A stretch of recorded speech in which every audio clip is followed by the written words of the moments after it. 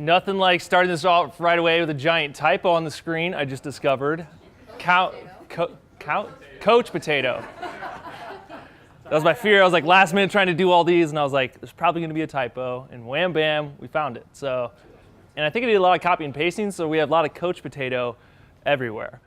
Coach potato cow. I like it. My intention here is just to kind of share my story of why I chose to go do something like this.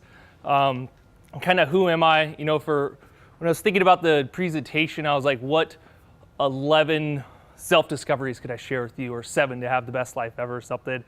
And I was like, come to this huge dumb list. I was like, you know what? I'm just going to share the story, and I'm sure little nuggets will come out other way from my experience. And if you learned something from that, then great. 2016, I set off to climb a bunch of mountains known as 14ers, and I had found kind of this list online, and I found like 75 of them, and I just figured I didn't know if I could do it. It was a thought that I'd had recurring for many of years, and I just figured, what the heck, I'm going to give it my best shot and try to take it day by day. So through that process, it ended up going longer than 75 days, which is what I originally set out to do, is 75 mountains in 75 days. It just seemed like a perfect number for one a day that seemed manageable. And through that process, actually, we ended up going a little bit longer and farther, went for 100 mountains in 100 days. And then fall and winter started coming, I got tired and quit. So I came back to Iowa. And this is that story. So first, to talk about what a 14er is, and I want to make this relatable. Oftentimes, I get really excited, and I'm drawn to big, magnificent stories. For instance, there's a gentleman a few years ago out of Portland, Oregon, who went out and was trying to attempt to set the World Explorers Grand Slam record, which is the fastest to summit the 7 summits, as well as reach the North and South Pole. So like only 50 people on record in their entire lives have ever done something like this. Only 2 people had ever done it in less than a year, and he ended up doing it in less than 6 months somehow, going to every continent, all that. And I was sharing this story with my friend. I was so enthused watching him. Colin Brady was his name. And she just looked at me and she's like, yeah, I don't get it. Because I realized it wasn't relatable. She couldn't fathom or understand the idea of climbing Mount Everest and then skiing to the North and South Pole and all the logistics and all the hiking and climbing, everything that it takes. So we're going to come up with a new unit of measurement throughout this presentation, which we're going to call the 801 grands. So I think I'm going to assume people are quite familiar with the tallest building in Iowa, which is in Des Moines, known as the Principal Building, or 801 Grand. It's roughly 630 feet tall. So in this presentation, I may talk about how tall a mountain is, or elevation gains. And first, I guess what a 14er is. It's a big thing in Colorado to do, which means a mountain is above 14,000 feet above sea level. And in Colorado, there's a list, depending what list you go off of, there's 53 to 58 of them. There's just a bunch of arbitrary rules people have as far as what classifies one peak from being its own standalone mountain and being another one. None of that really matters too much to me necessarily, but the point of this is a 14er is just hiking slang term for any mountain above 14,000 feet. And usually when climbing these, it's not necessarily you're going to climb 14,000 feet, because you usually have a starting point. In the case of Colorado, through all the decades of glorious mining and forestry roads and stuff, there's a lot of great access where you could drive quite a ways, and then you get out and you hike a bunch. So in this example, we have North Maroon Peak, which you start at roughly 9,500 feet, and you climb to 1,400 feet. Quick rounding math gives you 4,500 feet of elevation gain. So you would walk it, climb it, hike it, crawl it, and that's equivalent to going up 7 units of 801 grands. Okay, so that's our new unit of measurement. So just to give people kind of an idea, and really my own self, it was funny, I'd go back and look at my statistical data from 4 months of climbing, and just to kind of wrap your head around what you may have accomplished. When I look back at this story, I feel pretty disconnected as far as like it didn't really happen. And it's 2 years, just like, wow, it's kind of crazy that I supposedly was there, I did these things. And yeah, so does everyone understand what a 14er is? Okay. During my journey, my friend Drew Mayfield over here, he sent me a photo, and it was, maybe I was halfway through or so, And he sent me this old photo, which I've kind of completely forgotten about, an old identity that I used to have. A lot of people may not recognize me as. But here he is again, Coach Potato Cal, supposed to be Couch Potato. This is roughly the year 2012. I remember January 2012, I had a bit of a wake-up call. I had just ended a pretty serious relationship of multiple years. I was living in a new city, and I looked in the mirror one day and it was just like, wow, who is this person? I do not recognize them. And I hadn't noticed 3 years prior of a potato chip and a soda a day, slowly adding up for like 3 years, boom, gave me Coach Potato Cal. Which kind of works out too with this story as well, because we're going to take things day by day. This was actually the first time I met Drew on this trip. We had been both flown out by a friend of ours, a mutual friend. We're in Yosemite Valley, roughly, in California. And this was in May, so a few months after January, when I was trying to get active again. And my whole goal was to shed all this newly found baby weight, I guess. I'd been weighing 230 pounds, which my whole life I was like 180 to 190. You know, as an adolescent teenager through college, you're always active, and then life happens. So, and here I'm on my down, like I'm getting better. So, I mean, I'm 5 months into actually being a little bit more active. So we have Coach Potato Cal, so silly, and Cliffhanger Cal. I'm a fan of alliteration as far as the 2 C's go to get weather as well as Cal, I guess. And on this whole journey of climbing mountains, I was trying to find one of those really fun memes that you see. It's like when people hear mountain climber and what they think you do and what you actually do kind of thing. And even in this kind of story of depending what group of people you're talking to, some people may say you hiked a mountain, some may say you climbed a mountain. Depends on what mode of transportation. With mountains, there's different classifications and difficulties. I'll go into that, which may define what language you use. So throughout this presentation, please don't be offended if I swap hike and climb and crawl and whatever else. Got to the summit. We'll just stick with that. Let's kind of zoom back in 2012. So I'm pretty super pumped to go on honestly, I think my first hike ever, really. A friend of mine, Chris Ward, who's right here, he's going to show up a few times in this story. He invited me and another really good best buddy of mine, Travis Steffen. These are gentlemen I met in college, so we're a couple years out. And Chris he had some family that lived in Colorado, so he was familiar with the idea of 14ers and hiking or climbing them. So we decided to go out and do 2 popular ones, Mount Massive and Mount Elbert, which are right next to each other. Mount Elbert is the tallest 14er in Colorado, and actually just a few feet short from being the tallest in lower 48. And right next to it is Mount Massive, which just is a few feet shorter than Mount Elbert. So we went out. I'm excited. I'm on toilet paper duty. We're hiking up. We arrive, and someone has the brilliant idea to say, hey, let's just grab our sleeping bags. We'll just walk up a ways. It's like a 14-mile round trip hike, and we'll just sleep under the stars. So I never cowboy camped before, it's called. So we threw down some sleeping bags, woke up in the morning, crawled to the summit, got to see a sunrise on our way to Mount Massive, the summit of it. And then we celebrated, we had tons of fun. And then we quickly, well, not so quickly, probably walked down. And we were trying to get back to Leadville, Colorado as fast as possible because we were burnt out and we just wanted beers and food. We were done hiking. And we were sitting in the bar that night or in town. And the plan, I think it was the very next day we were going to do Mount Elbert. And the 3 of us, no one wanted to say it, but I can't remember who, but they're just like, do you guys just not want to hike Mount Elbert tomorrow? Because we're really tired and sore. And we're all like, yeah, I don't want to do it either. So us 3 guys decided we weren't going to do it. However, there's a variable in the equation. One of Chris's friends, this girl, Kelsey, I believe her name was, she was going to meet us next day to hike Elbert. So we were crossing our fingers she wouldn't show up so we wouldn't have to climb another mountain. Well, she shows up right here. She's like, no, sorry. So we suck it up a little bit. And we take the trip. It's roughly on Mount Elbert. It's a pretty easy hike climb. It's just one trail. You follow it, trail all the way to the top. And Mount Elbert, that was my second 14er, August 2012.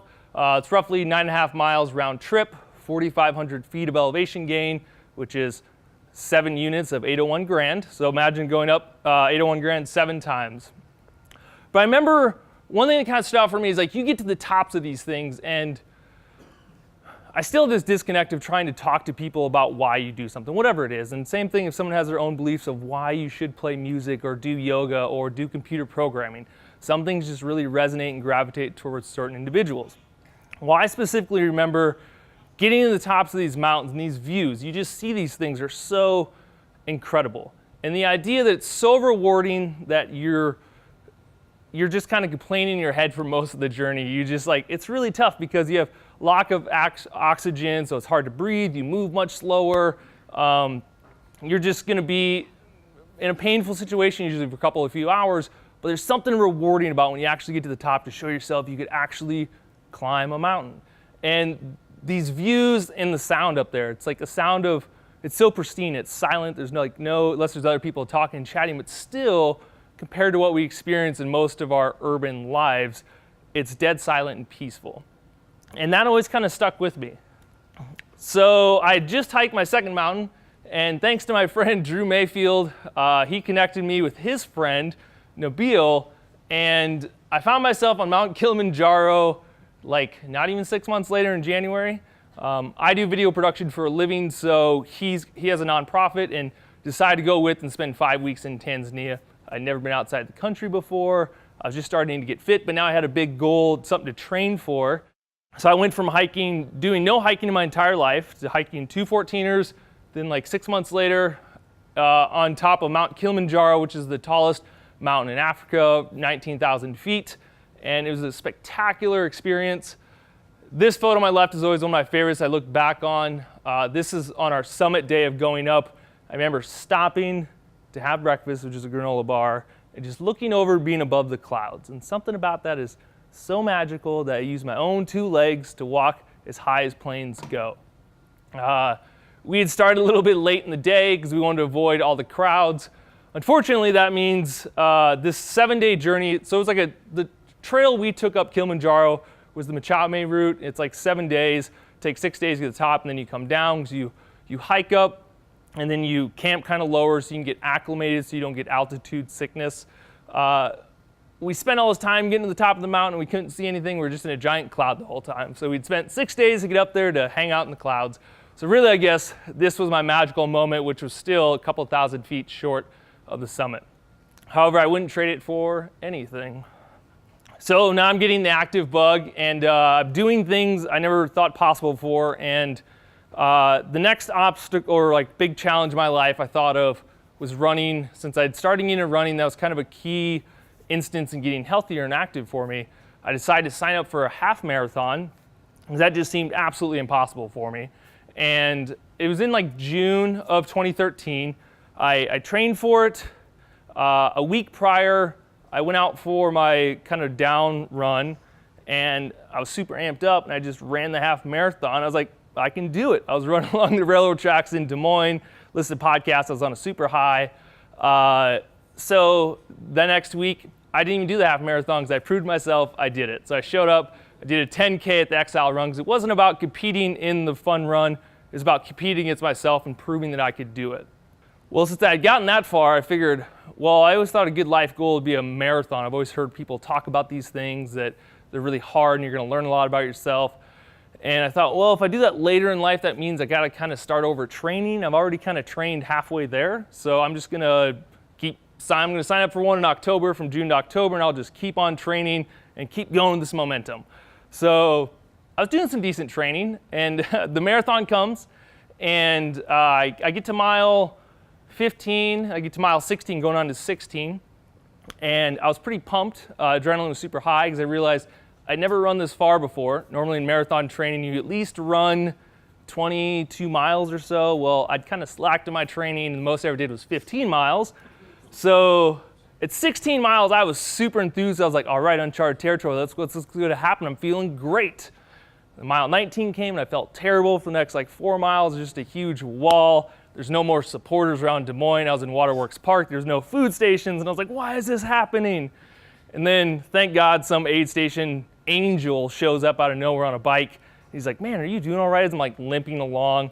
And I'm like, do you have anything to eat? I'm so tired of Red Bull or gummies or anything. And he had one granola bar, And I think that was the saving grace. And for the last like 3 miles, I kicked it up, got to meet my mom at the finish line, which was just a big, proud moment of my life. I would then go on and do some adventure races with some friends, which was just the whole idea of, exploring mountain biking and orienteering and running, just combining different areas of activities and having fun with it. Most importantly, just having fun with your friends. It's a lot easier to suffer with friends, it seems like. So if we rewind back to that kind of first 14er experience in 2012, I remember my buddy Chris, we were talking about there's a book out there about like Colorado 14ers, and you can read about speed records where it used to be like some guy did all the 14ers in 60 days. It was like, that was unbelievable. And then somebody did it in 50 days, unbelievable. And somehow it eventually gets down to 10 days, and you're trying to fathom that. The idea, like, how does somebody do this? Like logistics, the mental willpower, whatever. But what stood out there was like, oh, people, instead of just like trying to go for speed records, people use this as like a life goal to get out and do something. It's a checklist. So we always talked about the idea of like, oh, it'd be kind of neat to maybe keep pursuing the checklist of all the mountains in Colorado, the 14ers. Well, in that same vein, Chris and I, we kicked around the idea like, well, if we just did them all at once, like not a speed record, but just try to challenge yourself. So that idea was kind of instilled maybe in 2012 after climbing my first mountain. Obviously, I was nowhere ready. And in 2014, I had this idea. I remember I was sitting in the hot tub in Des Moines, West Des Moines, and it came to me out of the sky, and it was 7 summits in 7 days. It seemed to be so perfect, right? Like my own little challenge that it's not going to be world records or anything, but it's my own personal challenge. So I recruited my friend Tyler, and we headed out west. I had the list. And they're actually kind of some of the easier front range 14ers, grays and Tories you can do in a day.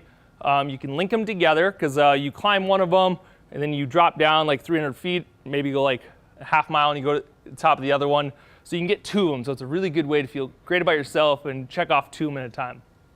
You can also do Mount Quandary, and then you can do the Decalibron, which is Democrat, Cameron, Lincoln, and Bross.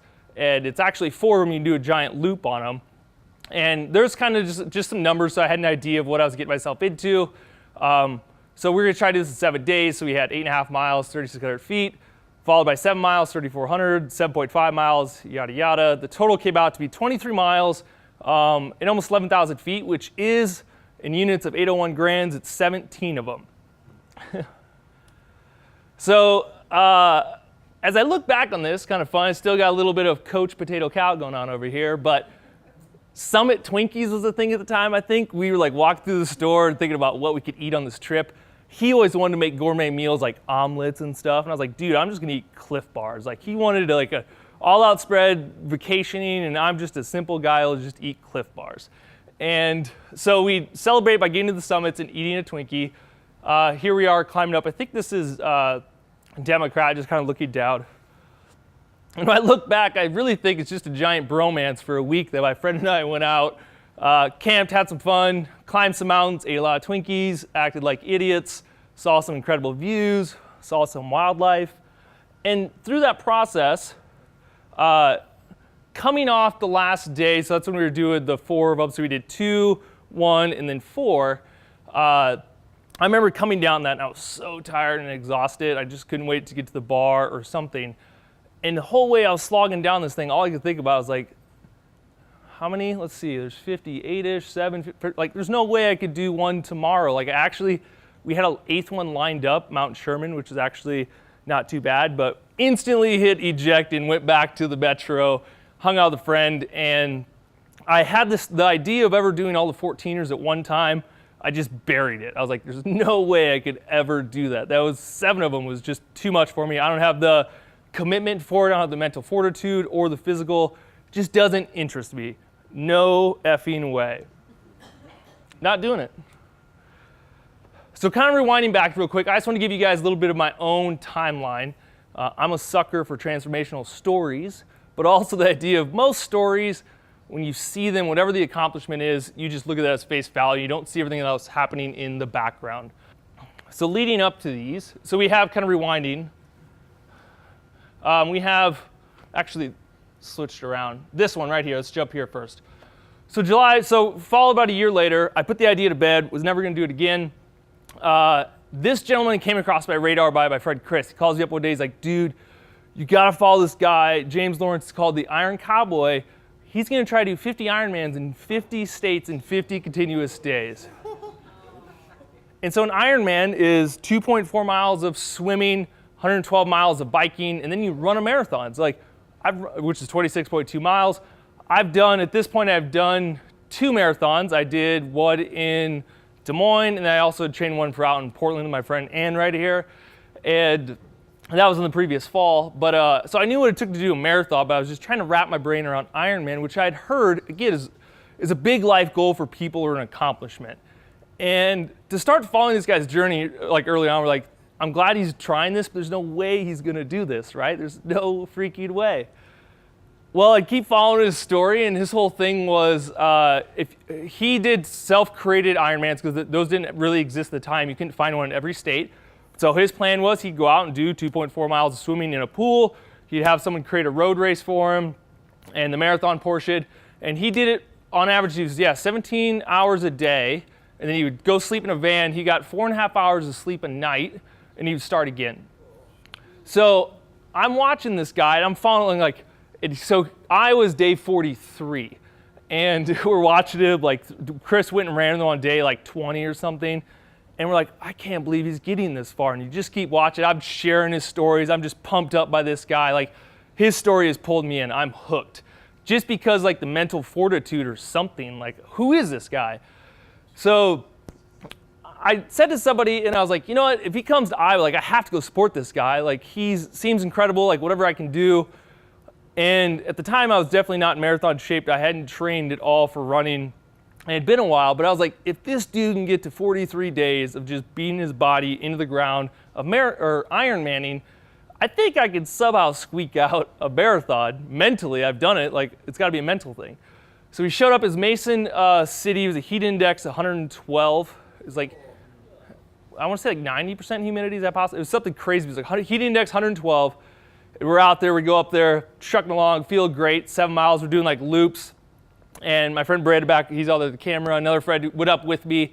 They weren't big runners, but they said, hey, we're gonna join him for whatever we can, we'll support him. And my goal had been to run the marathon with him. While we went out, we'd do big giant loops, I was feeling great. And then of course we get to mile 19, we get back to the parking lot, and then now I'm no longer enthusiastic and I've hit the wall. And I think to myself, I was like, well, I've supported him, I'm here. Everyone else has kind of gone home. There's still some people around who are going to support him till the end. I think I can get out of here. Meantime, my 2 friends, they sat that last leg out because they wanted to go get food, and they'd already run quite a bit for their level. And I get back to the parking lot, my friend Brad is like, all right, dude, what do you need? And I'm like, I think I'm done. Whispering to him, let's get out of here. I'm just going to rest. And they're like, dude, just sit down. Here's some water. Just think about it. And then I'm sitting on the curb waving by the Oakley sign or something, and all of a sudden James is done eating a sandwich. He talked to his wife, his kids are all there, and he's walk across the park, he's like, all right, man, you ready to get going? And I'm sitting on the ground of the curb. I remember this vividly. Just sitting on the curb, I look up and I'm like, James, how far do we gotta go? I'm he looks at his watch, he's like, da-da-da. He's 19.3, we got 7 miles left. And I'm like, I think I'm done, James. I'm here I am giving up on my hero at the time, this guy I've just been watching. And he just keeps kind of walking closer. He doesn't say anything. He just kind of stares at me, doesn't say anything. And gets within a couple of feet. I'm just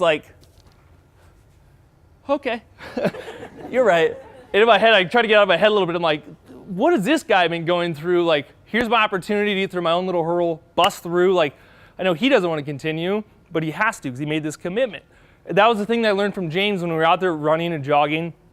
Of course, he probably gets, this number one question he always got asked was, James, how do you do this? How is this possible?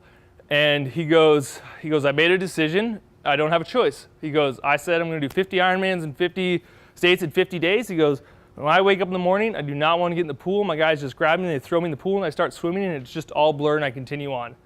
And it was something about that witnessing and being with this guy who not to share his whole stories, you guys go check him out. Highly recommend. He's got a documentary, a book. It's fascinating. But he is and was just a regular dude, a father of 5. And here he was, he made a commitment and he was doing it. And it's that must have been the inspiration or something that I needed to relight the fire, I think. So Coach Potato Cal, 2012, he's chubby, overweight, has a wake-up call, looks in the mirror, goes, hikes first 14er, goes to Kilimanjaro, he's getting a little bit fitter, does half marathon, does a marathon, does another one somewhere, 7 summits, 7 days, decides he's never climbing anymore. Well, maybe not never, but never gonna tackle all the mountains at one time, 'cause no way. Go meet the Iron Cowboy a year later, and I'm just pumped up, and now I wanna be Cliffhanger Cal. And the idea was kicking around in my head, and I was just like, you know what? I'm gonna do this. So first thing is you start researching, right? I'm like, I had an idea of some of the 14ers I can climb in Colorado, but I'd heard their stories. There's woods that are way more technical, which skills I didn't possess. So instantly in my office by myself, I'm researching. All of a sudden you type in 14ers, you see death articles, and you see photos like this.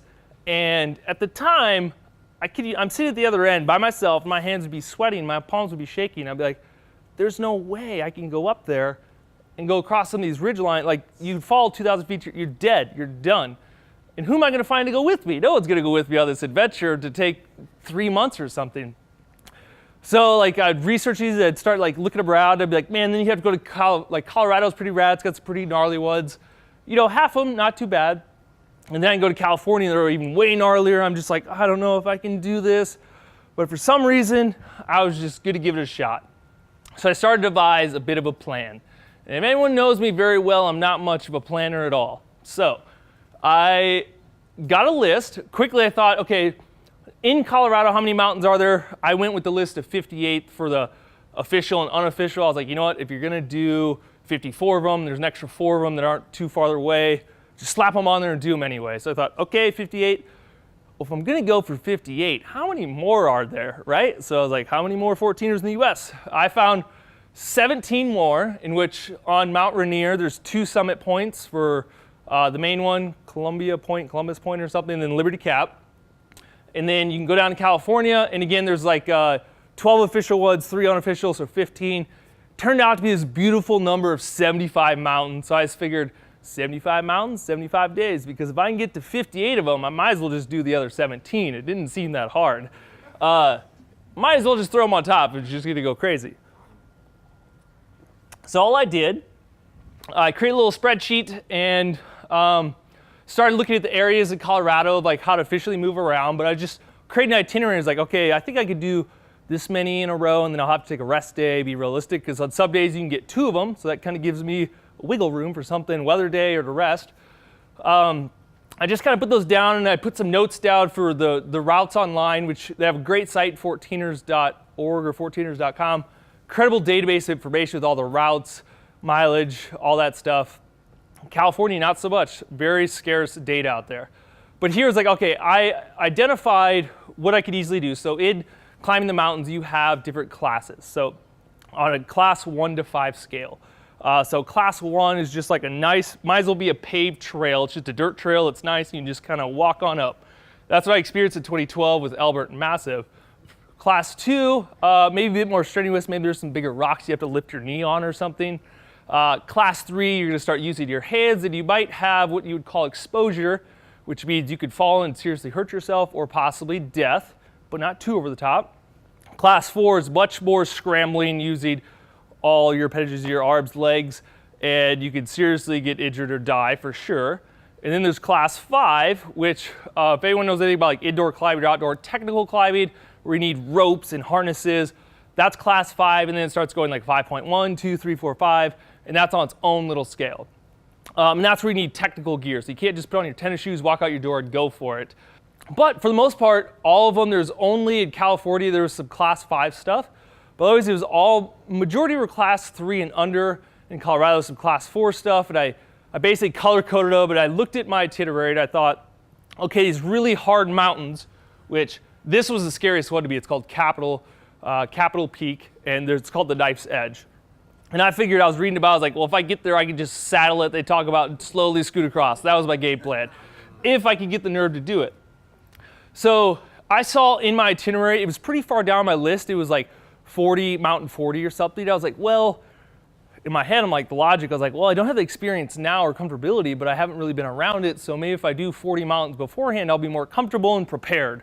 So let's just focus on it day by day. So to do this journey, I need a vehicle.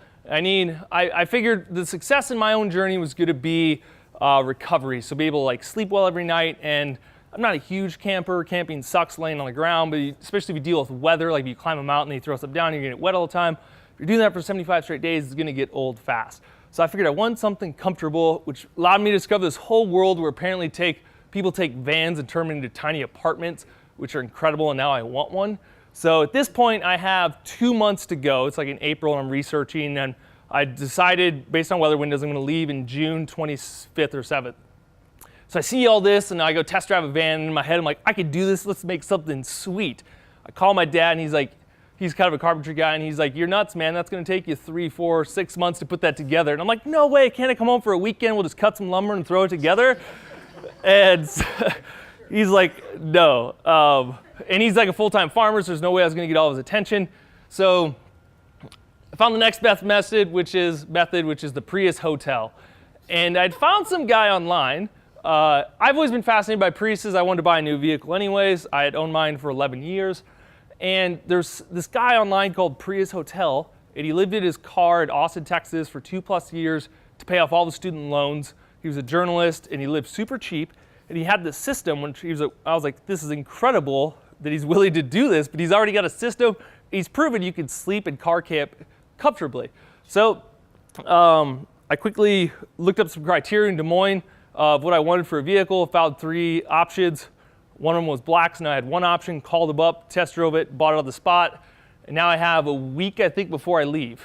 So my departure date had been about, it was trailing along, and I knew I just threw all my stuff in my car. I need to get going. So I wasn't even quite organized. I stuffed it in my car, headed west, got to Colorado. I was like, you know what, I'll organize there for a day, and then I'll just start doing this thing. So I lived out of my car. So my strategy basically came down to 3 key points, which was just take it day by day and keep on moving. I learned that from the Iron Cowboy. Make a decision, commitment. Do not get struck by lightning. That's the big thing in Colorado. They say you want to get to the summits by noon and be heading down because you have thunderstorms in the summers that roll in. And a lot of people die by lightning. You don't see it coming, just you're done. So, and then my other one was like, I'm going to figure it out along the way. There's a lot of stuff I don't know. So day 1 right away, kick it off, I recruited my friend Alex. He came out for about a week and just climbed along with me. Now, I had done Grace and Taurus in years prior, so I was like, these first week or so, it ain't going to be so bad. I got these bad boys. I was lined up for 8.5 miles, 3,600 elevation. Well, the night before, he's like, hey, let's just start driving the mountains now instead of in the morning. I was like, great idea. So I just grabbed my GPS. I was like, Gray's Peak. Just went, like all of a sudden it's like midnight. I'm like, I don't remember this area at all. Like, this seems really weird. It's like, we need to go to sleep. Like, we wake up and realize we're on the back side of the mountain, which is not where you want to be for the standard route. And I was just like, well, my GPS app says it's up over here, so let's just start going for it. So day 1 already was just kind of like winging it. It was so exhausting. We were like kind of way over our heads, but we were so tired. And it was like, that was supposed to be my ease in before my harder like week 2. And already I did like time and a half on day 1. So learning a lesson as far as being prepared. So my first week, continue on, I got to go do that to Calibron, kind of loop day 3. This is stuff I'd done in 2012, but I tried the 7 mountains in 7 days, and I was burnt out, and I was like, I'm never doing this again. But this time I was back a little bit stronger. Mount of the Holy Cross is day 4. I did Mount Evans day 7. And these are just, you're going to see a lot of this stuff, but it's just like these views are incredible. It's like I went and lived the Instagram life for 4 months. And there's something addicting almost when, even though it sucks to climb to the top of those things, when you get there, you want to be nowhere else.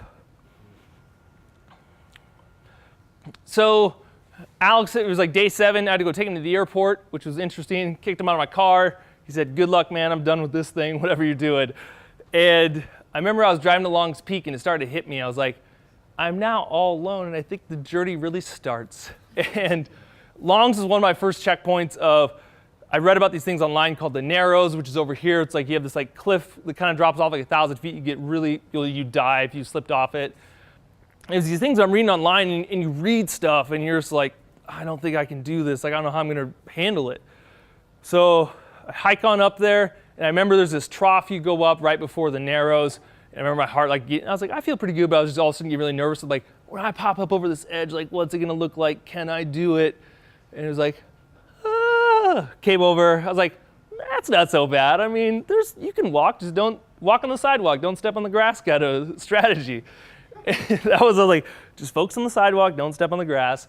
So that's how I spent my 4th of July in 2016, hiking Long's Peak. So my first in the first 13 days, kind of looking back, I did, this was going to be my kind of big test, because my first week is definitely a lead up. There's a lot of mileage and stuff, but then it was going to get pretty intense where I was going to go from doing, so Long's was 14.5 miles, but more importantly, the harder part is elevation. So like, you can walk flat land for a very long time, but when you're walking up steps repeatedly, that really takes a toll.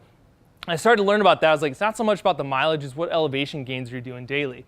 So I started looking at my list, and it was like 14.5 miles. Then I get some easy, I got a rest day, but then we get Shamro, and we get 11 miles, followed by 13, followed by 15, followed by 16, followed by 13. And I'm looking at this, I'm like, I don't know if I can do it, but I'm just gonna focus on tomorrow because that's all I got. Like, let's not worry about a few days from now, just do tomorrow what I could do. So my first 13 days, I got to 15 summits, 142 miles. I did almost 54,000 feet elevation, which in 801 grand units is 85 and a half of those. So it's a lot of trips up the tower. It gets kind of addictive. I have these like, it's a long slog to get to the tops of these things. But it's like when all of a sudden you get the summit fever, you can kind of see it. You always get this burst of adrenaline, and you get a bust up on there, and you're like, oh my God, I get to take a nap, I get to eat a sandwich. There's a dog here, I'm gonna pet it and have fun with it. And it's like, it gives you the burst for the run, kind of walk, run down, but it's like, all right, maybe I can do this again tomorrow. So while a lot of people always saw me climbing mountains, the reality is you're not climbing mountains all the time. So for me, it was like, I'd climb a mountain, then I'd have to drive 2 or 3 hours to the next mountain, go to sleep, climb another mountain. And being a dirtbag, living out of his car, I guess it's called, I would take a lot of stream baths, which is ice cold water from the mountain.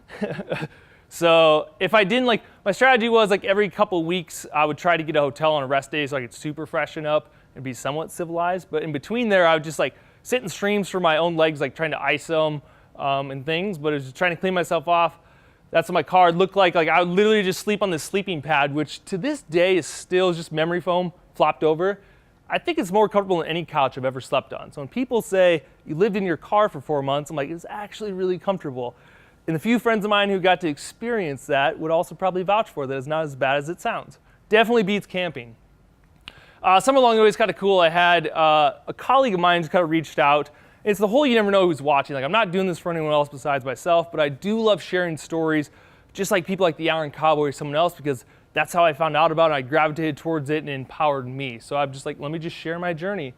And he's like, hey, Calvin, I'm not the type of guy who would normally talk about inspiration or being inspired, but whatever you want to call it, after following your adventure for the last few days, I had the urge to go out and walk tonight. Now, that may not sound like a big deal, but for me, who's been leading quite the sedentary lifestyle you talk about in your video clip, it was a good first step. I walked about a mile and walked the hill, which is the backside of the dam and pond here on the farm. Now that's the real country boy shit.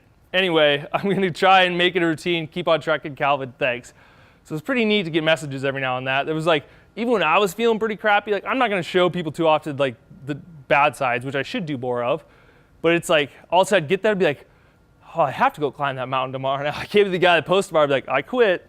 So thank you. And it seemed like these little things would pop up when I was at my worst. Like, all of a sudden I would just get a message like, oh my God, you're so right. Like, get out of my head, just continue on. Day 14-ish or so, I got a break in Breckenridge. My family came out, and it's fun just to take a day off and hang out with my sister and nieces. Came out, I just kind of share with them, try to let them know what I'm doing. But what I found out here is comfort can be a good and bad thing. Anytime I got in these scenarios, if I'd spend a day off, I had one previous day in Colorado Springs. I did not want to go back out climbing mountains because it's just way more comfortable to be comfortable, I guess, right? It does not push you very hard. So what I found was the more I could just stay in the element, the more I became accustomed to it, the better I got. But then I got my secret weapon, because in Breckenridge, I picked up this new jacket thing, which I think I then wore for the next 3 straight months. Here's my buddy Chris. Came back, here we are, 4 years later on that St. Mount Elbert again, where it was my second mountain that he introduced me to. So it was great. We like ran up, tried to beat a storm at sunset, and it was like, I remember 4 years ago, it took us all day to climb that thing, and this time it took us 2.5 hours to go up the 5 miles in all elevation. We were just cruising. I felt so good. Here's the old photo of 2012, and just an incredible time. You know, we had a little moonlight moment to ourselves on the way down, had a little sandwich. A couple days after, this is where things, I was pretty dang sore all the time and really beat up and fatigued, but for some reason it was like Snowmass Mountain, the 30th mountain, it's like that's where things started to click. Like I remember doing that. That was supposed to be one of the more technical, challenging ones. And I had two new guys kind of join me. We went and did it, and I felt incredible. And it was that point that I realized I was becoming acclimated to elevation. I can move much faster. I was just getting conditioned from doing it every single day. That's my superhero pose, I guess, or Hulk pose, I don't know. So the strategy, which pops up again, do not get struck by lightning. I was running into what they call monsoon season, and that's where like the weather pattern changed from Arizona and the Gulf, and it brings all up to Colorado, especially in southern Colorado, southwest, Telluride, Uray area, down in the San Juans, they just get pounded, and you're having a thunderstorm guaranteed by noon like every single day. But again, I had my little itinerary, so I wanted to get this done. So there's a couple of very close calls. This Mount Shuffles, or this 2 days prior, I remember I was on top of Wetterhorn, and I was like, ain't so bad. I'm looking, I'm like, this storm ain't so bad. Like I'm gonna beat this. So I get to the top of this thing, and I turn around and I realize I was looking at the wrong storm the entire time. This thing is just black behind me. So I'm like, it's time to get going. So I like start grouping off the summit, and I remember a lightning bolt just hitting. It was probably 2 miles, but it was like Uncompahgre right there. And the whole valley just shook. My whole thunder went. I was like this, and I was like, oh my God. And I was like, I'm gonna die. And I just started sprinting. I was so scared. I was like, don't be the idiot that's up there at noon when there's thunderstorms. A couple days later, I was the idiot again, staring at a storm. I was like sprinting off this. I'm just staring at this thing that's gonna be there in like 20 minutes. That lesson keeps repeating. I just love this photo.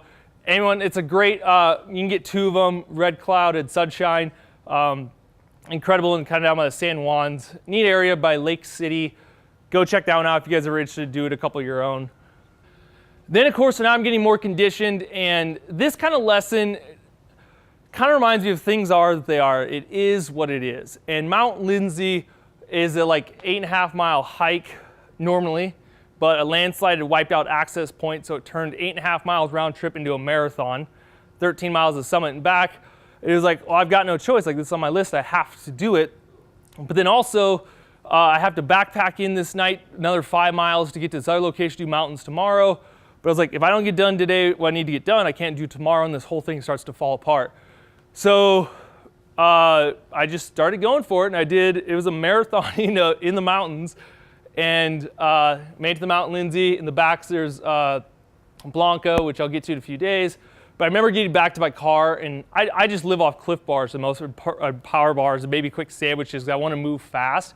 I remember getting back to my car, and like whole way down, I'm just like, what is in my car? What is in my car? And I remember someone gave me a beer along the trip, and these lime Tostitos, which were just a godsend. I remember just getting there, like guzzling both of them, all by myself in the middle of nowhere, just be like, oh, I can't believe I just did that.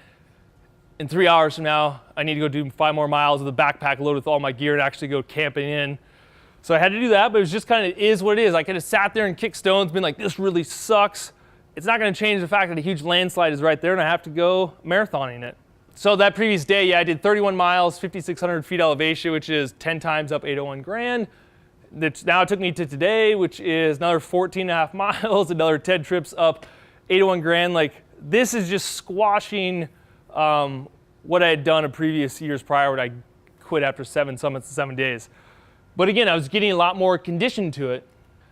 These are just kind of mountains up in the Crestones, more technical ones. In the Crestones, there's 5 mountains we backpacked up, and we're gonna go out, do those 2, which is like a 15-mile round trip, and then there's 2 more in Humboldt. So we backpacked in for like a 2.5 day thing.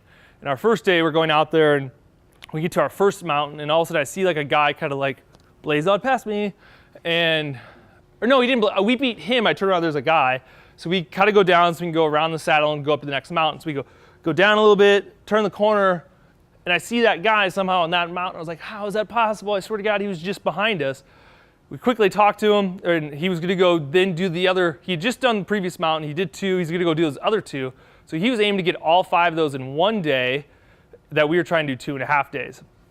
Well, the next day I had to backpack up into the Blanca group, and I remember I backpacked up, slept in my tent, woke up about 3 o'clock, and there he was again. I was like, who is this guy?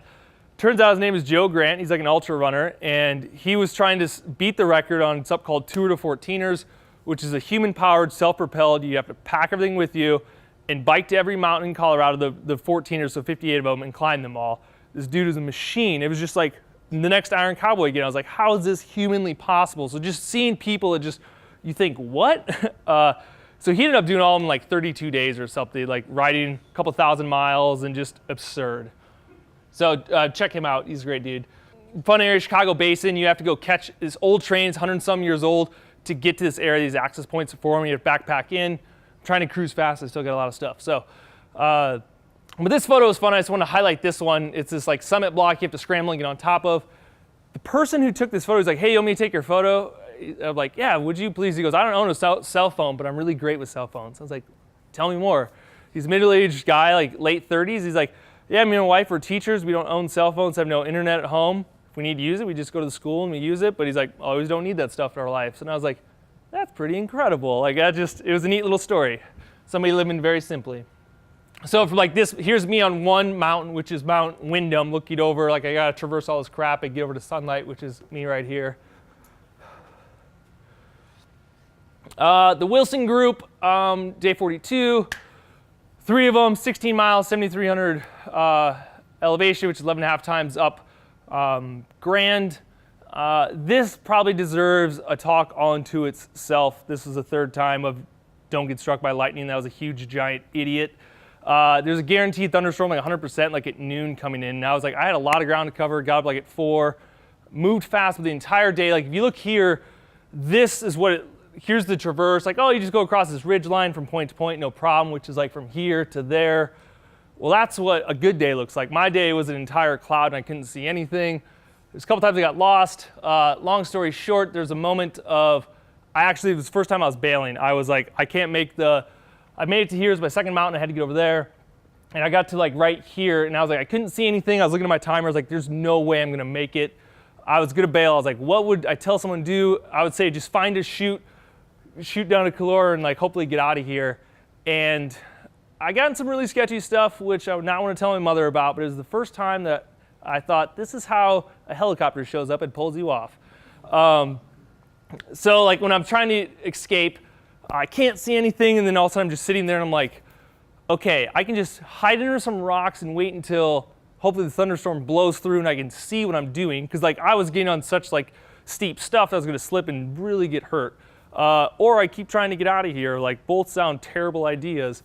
And after panicking, all of a sudden the clouds part and I look up and it's like, oh my God, I think I know where I'm at on this ridge, which I'm like here, and I see my axis point up. So as a total idiot, I was like, here's my chance. And I went up, I get to the top, I was like, if I just move fast, clouds have opened, maybe I can get off. I figured getting back on the ridge was the safest thing I could do so I could get down the safe way.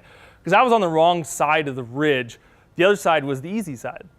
I remember getting to the top, get to the ridge, I pop over, pitch black cran, like rumbles, and I'm like, I'm the biggest idiot. This is supposed to be one of the more technical kind of traverses. I just start sprinting, and I don't even realize technicalities, I guess. I'm like, this ain't so bad, I gotta move fast. Get back to my car, drive 4 hours to the next mountain. So, I get about a 2-day break, and I need to drive to Mount Rainier. One thing I was trying to hustle on is I had to get to Mount Rainier. When I departed, there's a couple mountains that you need permits. Rainier's one, Calibra, and Mount Whitney, and I just figured I'm gonna start and see if I can figure something out. This was by far probably the highlight of the trip. This mountain is just so freaking massive, so incredible, more technical. Basically, somebody on Facebook answered a reply of mine in the Colorado 14ers group. I was constantly sharing my itinerary and what I was doing. And he reached out, I was like, hey man, you might want to think about this or that. And I was like, and he had done all the 14ers, like, do you want to go to Mount Rainier again? I was like, will you guide me? Because you need to have a 2-person team. And I don't know anything about like glacier travel or anything. And he's like, sure. So never met this guy, paid for his flight. He shows up and has a little team together. and we just go for it. So the guy who I hired is right here. He's sleeping on the ground on our ascent. So we're going up. Rainier's a little bit different because you have to have like spiky things on your feet called crampons, more technical stuff. You just don't roll out of your car and start walking up. It's not a class 1.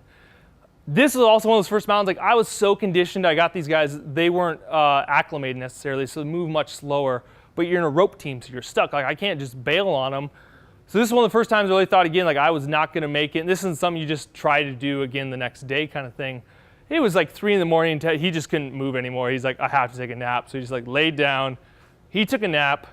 One of our partners pulled out his phone. He played Rihanna, Bitch Better Have My Money or something. And he just played that like 4 times in a row. And we're just like trying to get pumped up. And I'm just like a zombie. I'm like, come on, sunlight. But eventually we made it. Sun's coming up. We keep continuing. Get to the summit. Have to, I'm just high on adrenaline to do a mandatory handstand. Super fun. These things, I wish I would have had something in relation to them. These are crevasses. These things could swallow school buses. They were so gigantic. That's why this mountain's so dangerous, because you could slip in one of those and you're dunzos. That's why you need a rope team and people who know what they're doing. We're here on the main summit point of Mount Rainier, and in the back, that's the Liberty Point, that second one that classifies as another 14er, because there's 300 feet of elevation drop. Ted and I went over and we got that. We were the last ones off the mountain that day. We were a little bit slow, but we had the most glorious weather. It was just like a perfect 50-degree weather day, clear blue skies. So Rainier can be quite challenging to do with weather, and you have small windows, but we got just grateful that day. Stars were aligning, which seemed to happen a few times in my trip, like not getting struck by lightning. So I'm in my car, and it's time to drive down to California, which is like the ultimate supreme test of this whole journey, because there the approaches are twice as long, it's twice as technical. So instead of doing 4,000 feet of elevation gain, you have to do 8,000 to 9,000 feet, because you start much lower, there's no access roads, you're in a desert, it's just a different beast. If I would have started here, I would have quit on day 1 or 2 and never continued on with this. But thank goodness I had 60-some mountains under my belt, and I was conditioned. Gentleman here, I had met him in the Creststones. Joel, and he was also working on the 14ers list overall, and he only had a few left to California. So he messaged me, he's like, hey man, like I'd love to come out and join you. So he came out, teamed up, and he was a right key character, an incredible guy, taught me a lot. And this is the Palisades, by the way, incredible, beautiful area, very technical. And we went up together on our first like backpacking trip. We were gonna do 2 mountains and couldn't figure out the route on the one. So we had to I had to bail and get out of there. We had backpacked up there 9,000 feet, like a whole day. We slept, came back, we're coming back down. And around this point is when I'll start getting the idea of going bigger for 100 mountains. It was the whole like, I can be done in like 15 mountains with 14ers, or I can go for 100, and then I'm only like half done, but I'm never gonna be in this position in life probably ever again. And kind of like that half marathon, I've already trained up, I'd come this far, and I was just like, quickly Googled where the next 25 tallest mountains in the US were. Turns out they were in the area I was and back in Colorado. So it was like, I still had to go back to Colorado because I didn't get a couple of them done. So I was like, well, I guess I'm gonna go for it. But I went up, we failed on one, we're backpacking out, and I was just tired. I was talking to Joel, and I was like, he was kind of excited. He's being my cheerleader, you know, my wingman. And I was like, yeah, dude, I don't think I can do these 100 mountains. Like the idea that I just got defeated and have to reclimb back up another day to like get back in there, I was just like, no. And he just, so simply, he's just like, dude, you can't give up that easy. That's all he said. And I was just like, oh, you're so right. Like for once, I'm getting more challenged. Like that stuck with me. So with his help, we formulated a game plan. When we got a bunch of guidebooks, some maps, he was teaching me some stuff. And he was like, all right, we're gonna go in, do like a 5-day backpacking tour, and I'm just gonna start knocking these things out like 3 or 4 mountains a day. That was my plan. Create a big plan, went for it. Failing to plan is planning to fail. This picture on the far right, again, another talk that probably deserves its own story. We're on like day 3, and I have to get to Mount Junction, Stanford, and Keith. The plan was I'd just done 4 huge mountains. I did Mount Whitney, Russell, Morganson, and something else, Muir. So I did those 4, pretty huge day. The very next day I was like, all right, we're gonna do these 3 mountains and we're gonna eject out of here. No, this was day 3 because the next day I did 3 more, and then so we're on day 3. And I'm like, okay, I got these 3 mountains. I was like, Joel, here's the plan. I'm gonna wake up about 3. You just head down out of these hills, get out of here 8,000 feet. I'll be back by noon, we'll be eating Subway, because like these mountains are right here, here, and there, no problem. So I take off about, well, I need to go to sleep. I can't sleep at all because I'm like wired and jacked up, I guess. I don't know, probably nervous. Get up at 3, go, well, instantly plan falls apart, things take longer. Long story short, I get to Mountain 2, which is the farthest away from my destination point. I finally get to the top because I couldn't find it for the longest time, even though my GPS and all this jazz. I get there, I climb this thing, and as I'm climbing down it, I'm just staring at the sunset. And all I can think about is, I gave Joel my tent and sleeping bag. All I have is what I have on me. It's gonna be a very long night. So from 8 p.m., maybe it's like 7 p.m. Yeah, 7 p.m., sun kind of sets, and I was thinking, I'm gonna be very cold. What can I do here? I was like, every 1,000 feet I drop is about 3 to 4 feet in degrees. So I figured if I drop 3,000 feet back into tree line, that should give me 9 to 12 degrees of warmth. So I was like, that's gonna suck to regain all that, but I'm gonna have to do it because I'm gonna get really cold. So I go down, it's like 9 o'clock, and I'm like, I feel really good, super toasty. I put my feet in my backpack, and I just got my coat, and I'm like, I'm gonna fall. I'm super tired. I was like, I just need a power nap of a few hours. I'm gonna wake up, and I'm just gonna go through the night and get out of here. Fall asleep. 20 minutes later, I wake up just shivering. I was like, no, I look at my alarm, and it's 9:20 now. And like for the rest of the night, I just walk through the night, and 3 or 4 different times I try to fall asleep on like rocks, get warm, wake up 15 minutes later, just freezing. The problem is, where I have to go is back up over a pass so I can get out to where I have to get out of the mountain. So I was already down, I have to go back up over a mountain and then down. So every time I go up, it's gonna get colder. And it was basically a 36-hour suffer fest before I could get to the place I needed to go. But I kind of knew when I was watching the sunset, I was like, I think I can do this because at Rainier, there was a 30-hour day. It was a super long day. So in my head, I was like, I've done 30 hours before. This is the next test, Sufferfest. It was awful. I remember stomping on the mountains, and I was like cutting down through all these bushes, and I was just trying to beeline to get where I wanted to go so bad, and I was so fatigued, and I was just smashing them, and I was cursing. I was like a madman. I was just cursing all these bushes. I was so mad. And I'm like, Bush, why the F are you here? I'm stepping on them, and they're just like smacking me, and it hits me. I'm like, dude, the bush is already here. You're the one who's like trying to plow through them. Like, just take a breath and go a different way. Like, little lesson. So back in the Palisades, again, networked with a guy online. Thankfully, he teamed up. I knew this was going to be very technical. I did my first ever technical climb, a summit pitch. It was a 5'9" summit block. You have to get on Thunderbolt here. And then immediately, we have to rappel off here, which I've never rappelled before. So here I'm at 14,000 feet, and he's like, all right, dude, just do this and this, and he just jets off. He's gone. And I was like, I hope this works. So I'm like, clip, and I'm just like, did my first like multi-pitch rappel just down a cliff. And I was like, all right, learning stuff here. The plan here was to get 5 summit points, and we got 2. My partner had altitude sickness. He came from San Diego.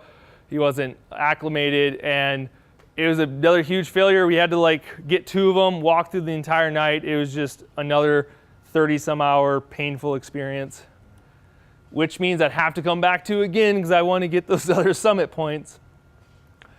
So I took a break from California. I was like, my ego's just been beat into the ground. I need a break from this hellhole, I guess. I don't know. I'm going to drive back to Colorado. So I drove back. I had to do Capitol. If you guys remember in the very beginning, there's that huge photo with the knife's edge, and I was super worried about that. And that's what made me sweat. And I was like, I don't know if I can do it. Everything I'd been through, it's like I got there and I was like, no problemo, see you later. Just like walked over this, like I don't know if it was quite like walk like that, but I was like, I got there and I was like, that's it? All right, because California was so brutal and so technical and way much harder and more exposure. They like, all my experiences had conditioned me for what I thought was going to be the crux, the hardest part in this whole journey. And I handled it, which was, I don't want to downplay this because people die every year on this mountain, but it prepared me for it, which is just that whole, like, my kind of plan of figure it out as you go and get experience was working out.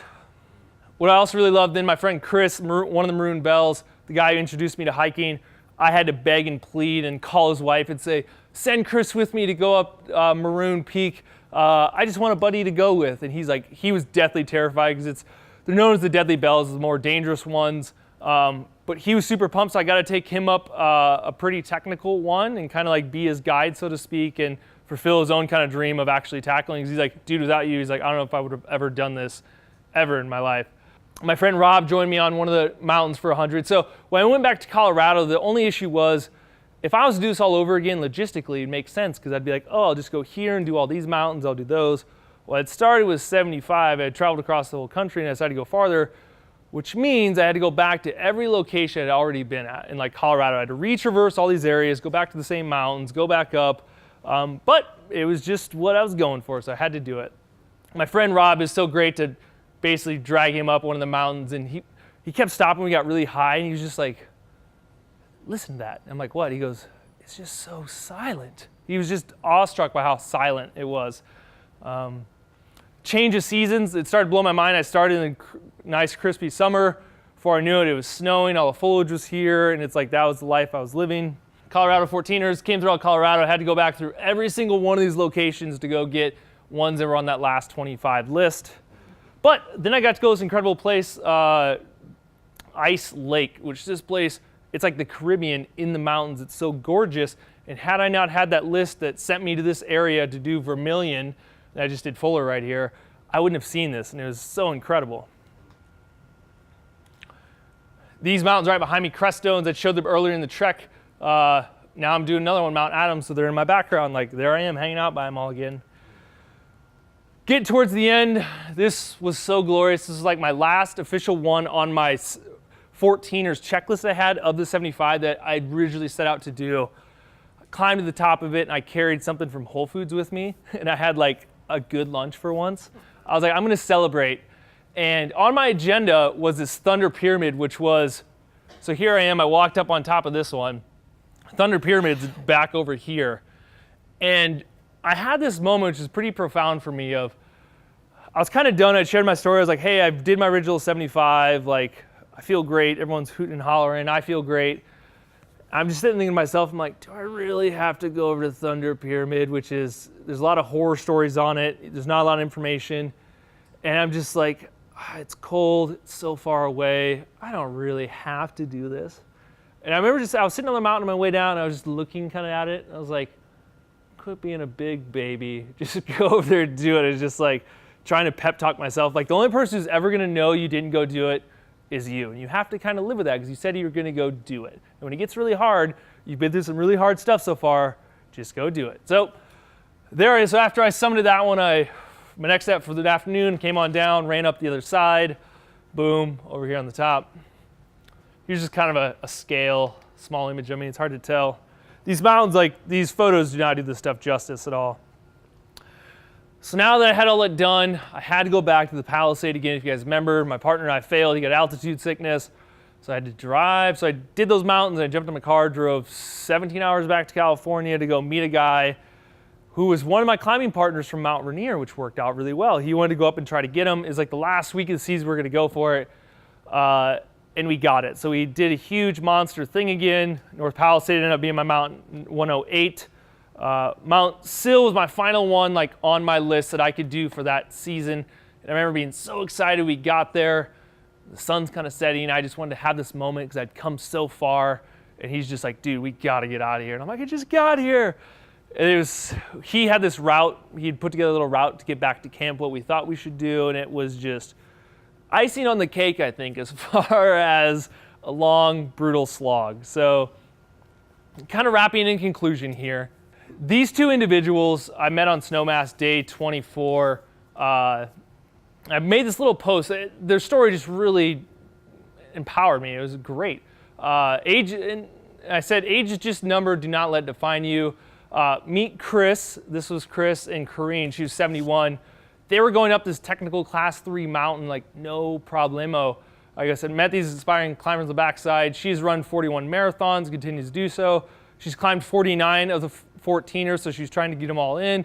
She's been struck by lightning before. And it was just kind of the proof that the idea of like, it's what you do with your life. Like, age doesn't have to be a number, it's how you use it. Which is the big reveal of why I chose to do this trip. So I thought about it for a couple of years.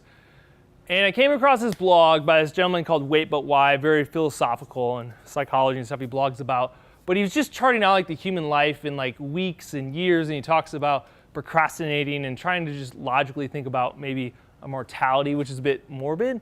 But I saw this, and for some reason, the idea of the 14ers kept coming back to me, and I printed out a little chart, and I started filling in my own little bubbles.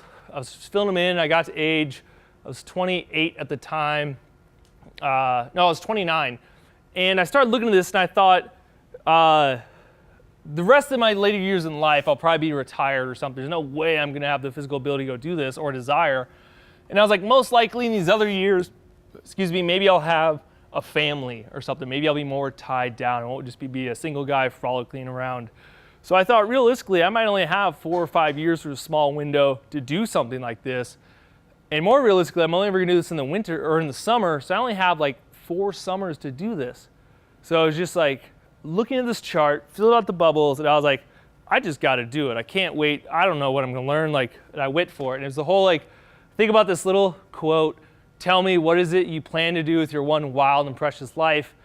And for this time, my moment in life, I chose to go for 75 mountains, 75 days, which ended up being 100 mountains in 100 days. So I want to thank you guys. Overall, I was out there for 108 days. I reached 111 summits. Total elevation was estimated around 365,000, which is 580 trips up our units of 801 grand. Hiked 890 miles. And yeah, this is just a photo of me in front of Mount Whitney. Thank you. Any questions?